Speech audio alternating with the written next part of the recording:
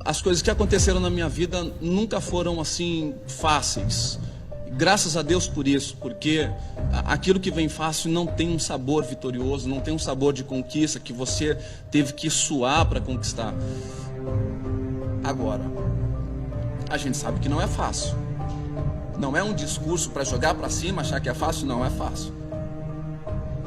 O bom é isso, que não é fácil.